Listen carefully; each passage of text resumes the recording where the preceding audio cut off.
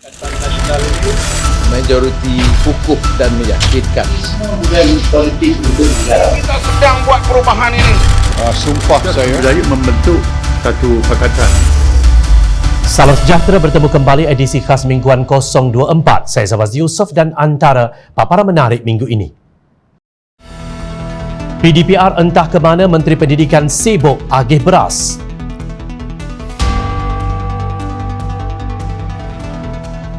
Tragedi LRT dijadikan bahan lawak, badut sarkas dipecat serta-merta.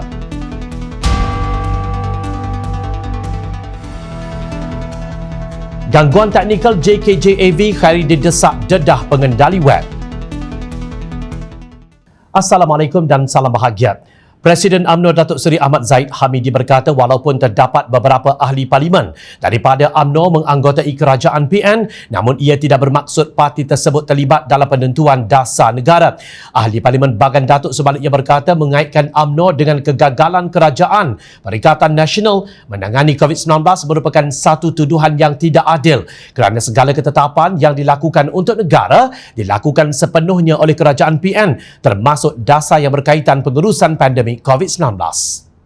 Justru itu katanya adalah tidak patut ada pihak cuba menjebakkan parti UMNO dengan kegagalan kerajaan PN menangani penularan COVID-19. Dalam pada itu, Zahid Hamidi didesak agar menarik partinya keluar dari Kerajaan Perikatan Nasional PN. Sekarang juga jika tidak mahu dipalikkan dengan tanda pagar kerajaan gagal yang kini dilabelkan kepada kerajaan PN. Beberapa penyokong UMNO meminta mereka mengumumkan penarikan diri dari menyokong kerajaan PN serta-merta tanpa menunggu lebih lama. Demikian respon yang diberikan oleh Zainal Abidin yang menulis terus kepada Zahid menerusi Facebooknya bagi menjawab perintihan Zahid yang meminta UMNO jangan dikaitkan dengan kegagalan kerajaan PN. Zahid sebelum ini dalam postingnya mengakui bahawa kerajaan PN sekarang adalah gagal tetapi tidak mahu UMNO terus dipalikkan dengan kegagalan itu. Kaedah pengajaran dan pembelajaran di rumah PDPR sewaktu COVID-19 terus dipersoalkan apabila kaedah ini tidak dapat dilaksanakan dengan berkesan terutama sekolah di kawasan pedalaman.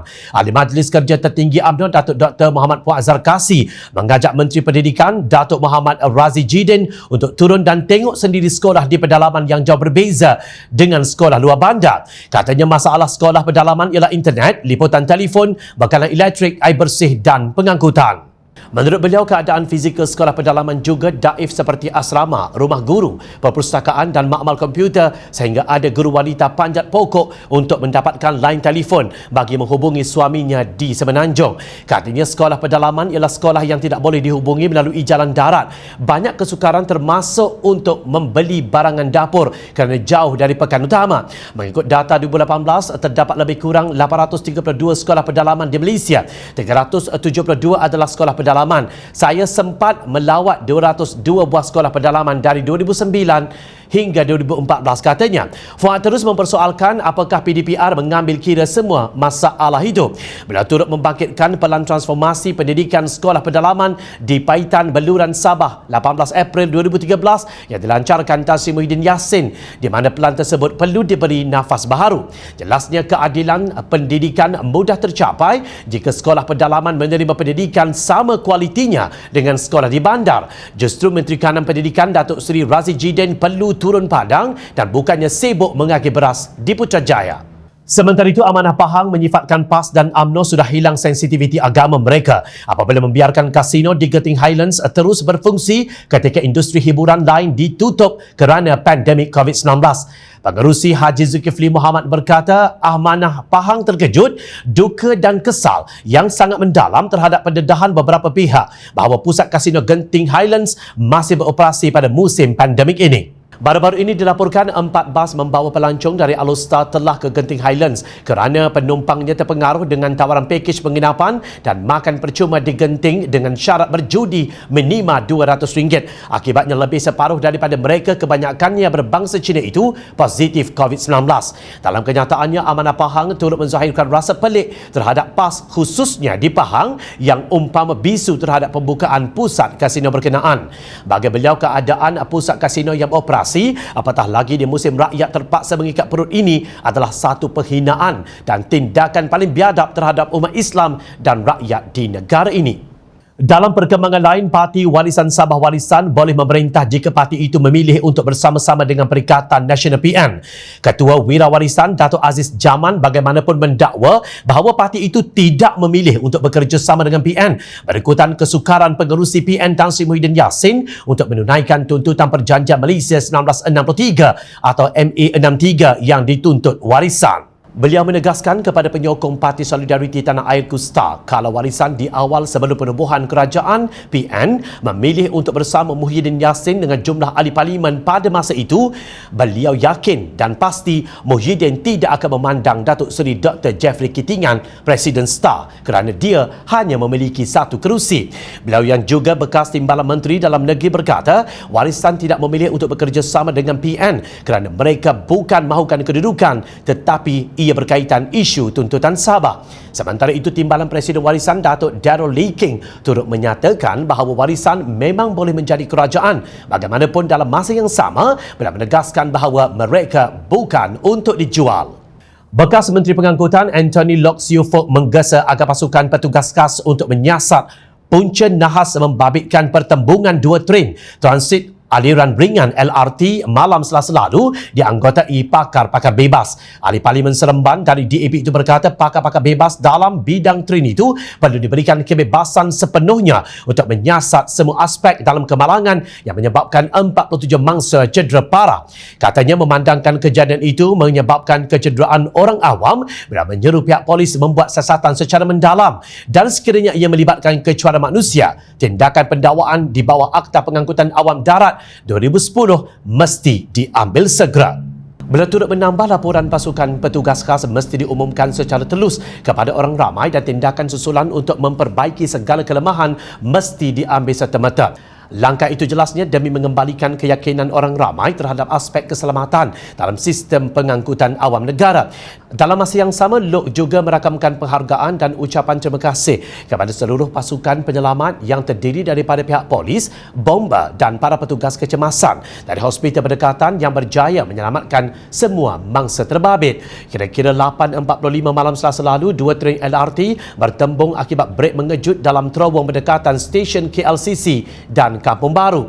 Seramai 166 mangsa cedera ringan dalam nahas terburuk sejarah LRT sejak beroperasi pada tahun 1998. Sementara itu, Kementerian Keuangan mengarahkan Syarikat Prasarana Nasional Berhad, sebuah syarikat Menteri Keuangan diperbadankan untuk segera menyiasat kemalangan membabitkan dua tren transit aliran ringan LRT berhampiran stesen Kampung Baru Isnin lalu.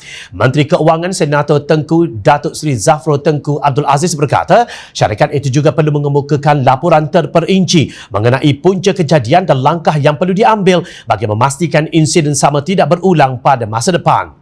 Katanya beliau sudah pun berhubung dengan Menteri Pengangkutan Datuk Seri Insinyur Dr. Wee Ka Siong bagi tindakan susulan untuk mengenal pasti punca kemalangan itu.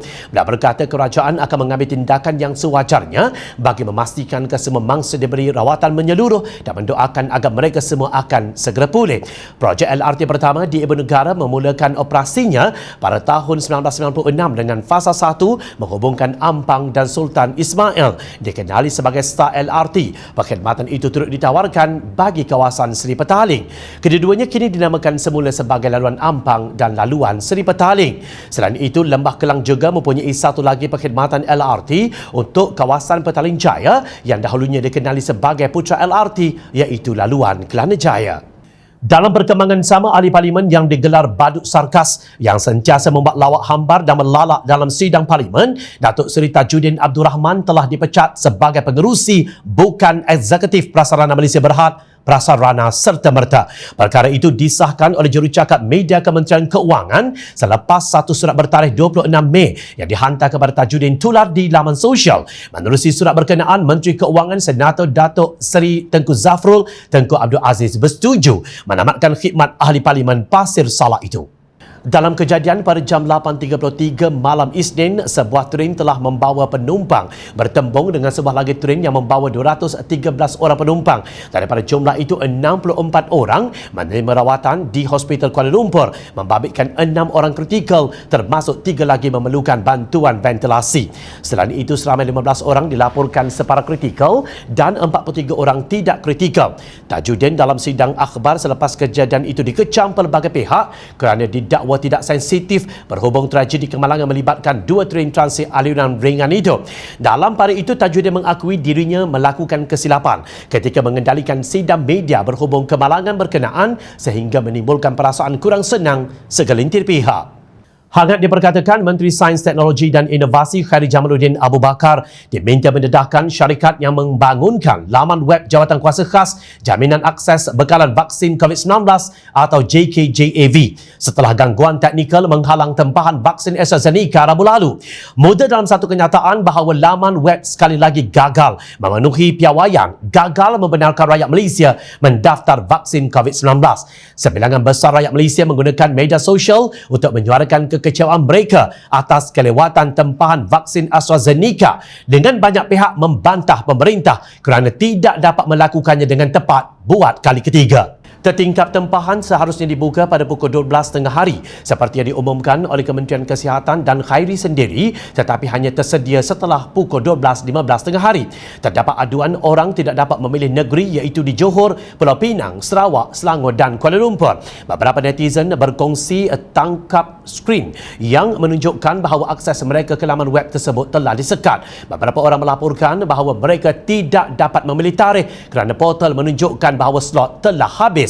Sebilangan besar pengguna media sosial menunjukkan kesalahan pada borang pendaftaran yang menghalangnya daripada mengklik negeri untuk memilih pusat vaksinasi mereka. Masalah yang berlaku ketika pendaftaran dibuka secara eksklusif untuk mereka yang berusia di atas umur 60 tahun. Sekian edisi khas semingguan kali ini. Teruskan bersama kami setiap hujung minggu untuk mendapatkan berita politik terkini. Jumpa lagi minggu depan. Assalamualaikum. Terima kasih untuk perhatian anda. Salam sejahtera.